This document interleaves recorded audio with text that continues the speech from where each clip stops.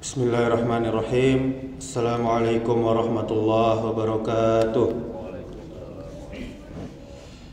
Alhamdulillahi rabbil alamin, wal aqibatu lil muttaqin, wala udwana illa 'alal zalimin. Ashhadu an la ilaha illallah wahdahu la syarikalah, wa ashhadu anna Muhammadan 'abduhu wa rasuluh. Amma ba'du.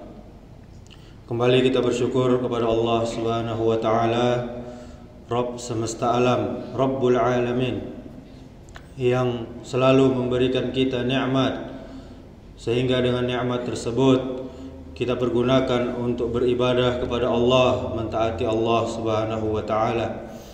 Kemudian salawat serta salam semoga selalu tercurahkan untuk junjungan kita Nabi Muhammad sallallahu alaihi wasallam. Allahumma salli wa sallim wa barik ala Muhammadin wa ala alihi wa ashabihi ajma'in. Kaum muslimin, kaum muslimat, jamaah salat zuhur yang dimuliakan Allah Subhanahu wa taala. Dalam hadis riwayat Bukhari dan Imam Muslim, An Ibni Abbas radhiyallahu anhuma, anin Nabiy sallallahu alaihi wasallam fima yarwi an rabbih tabaraka wa ta'ala qala inna Allah ta'ala katabal hasanati wa sayyiati summa bayyana dhalika faman hamma bihasanatin falam ya'malha katabaha Allahu indahu hasanatan kamilatan wa in hamma biha fa'amilaha katabaha Allahu indahu asyra hasanatin ila sab'i mi'ati di'fin ila at'afin katsirah wa in hamma bi sayyi'atin falam ya'malha katabaha Allahu 'indahu hasanatan kamilatan wa in hamma biha fa'amilaha katabaha Allahu sayyi'atan wahidah. Dari Ibnu Abbas radhiyallahu anhuma, dari Rasulullah sallallahu alaihi wasallam, tentang hadis yang beliau riwayatkan dari Rabb-Nya tabaraka wa ta'ala. Beliau bersabda, sesungguhnya Allah menulis kebaikan dan keburukan-keburukan, kemudian menjelaskannya. Barang siapa yang berniat melakukan kebaikan lalu tidak mengerjakannya, maka Allah menulis itu di sisinya sebagai satu kebaikan yang sempurna. Dan jika dia berniat mengerjakan kebaikan lalu dia mengerjakannya, maka Allah menulis itu di sisinya sebagai 10 kebaikan hingga 700 lipat, hingga perlipatan yang banyak. Jika dia berniat melakukan keburukan lalu tidak jadi dia mengerjakannya, maka Allah menulis itu di sisinya sebagai satu kebaikan yang sempurna. Dan jika dia berniat melakukan keburukan lalu jadi mengerjakannya, maka Allah menulis itu sebagai satu keburukan.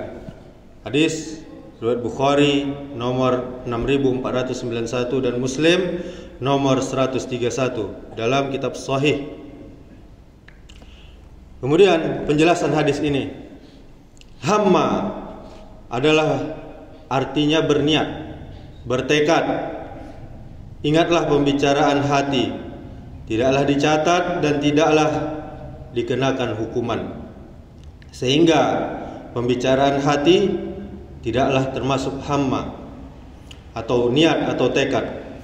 Yang dimaksud dengan hamma, niat atau tekad adalah dia bertekad untuk mengerjakannya, tetapi datang ketidakmampuan, uzur, lantas dia tidak mengerjakannya. Seperti ini dicatat kebaikan yang sempurna.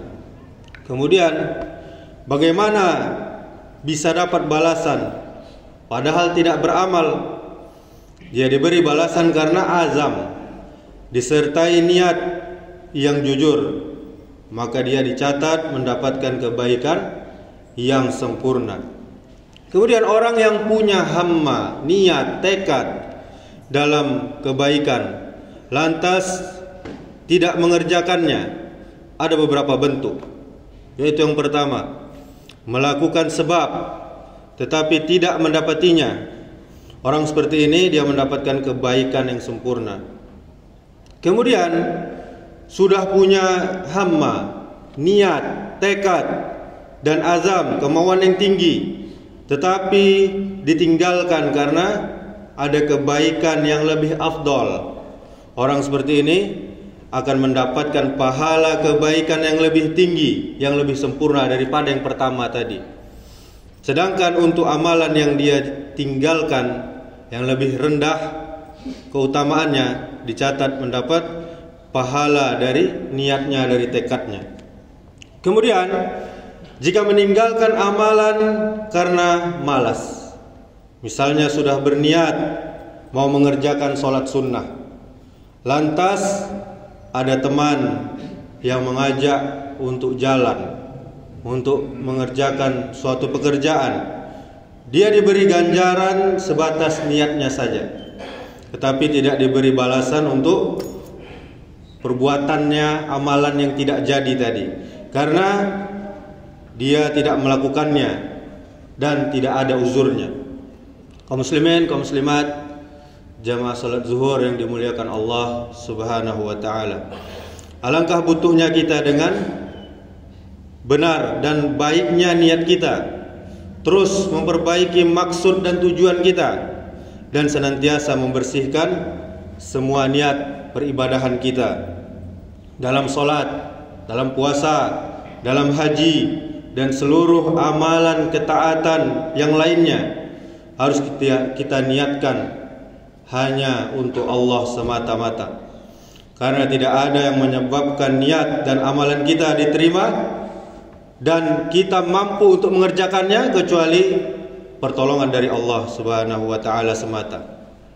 Yakinlah kaum muslimin, kaum muslimat, jamaah yang dimuliakan Allah Subhanahu wa taala, amalan baik kita tidak akan turut serta ke dalam kubur kecuali amalan baik yang niatnya hanya berharap ridho Allah Subhanahu wa taala. Adapun amalan ketaatan yang dilakukan seseorang karena niatnya ingin populer, ingin tenar, atau ingin didengar orang lain, atau ingin dilihat orang lain, atau karena menginginkan dunia yang fana ini, maka atau dia menginginkan kedudukan, jabatan, dan yang sejenisnya, maka semua itu tidak akan diterima di sisi Allah Subhanahu wa taala dan tidak akan mendapatkan ridha dari Allah Subhanahu wa taala. Karena salah satu syarat diterimanya amal adalah ikhlas hanya untuk Allah Subhanahu wa taala. Allah berfirman, "Wa man arada al-akhirata wa sa'a laha sa'yaha wa huwa mu'minun faulaika kana sa'yuhum mashkura."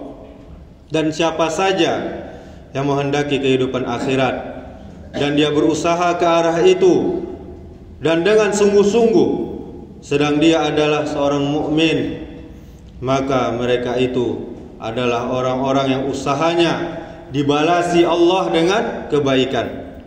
Surah Al-Isra ayat 19. Toilah kaum muslimin, kaum muslimat, alangkah butuhnya kita senantiasa memperbaiki niat kita dalam setiap waktu dan setiap kesempatan. Demikianlah, semoga bermanfaat. Subhanakallahumma wa bihamdika asyhadu an la ilaha illa anta astaghfiruka wa atubu ilaik. Wassalamualaikum warahmatullahi wabarakatuh.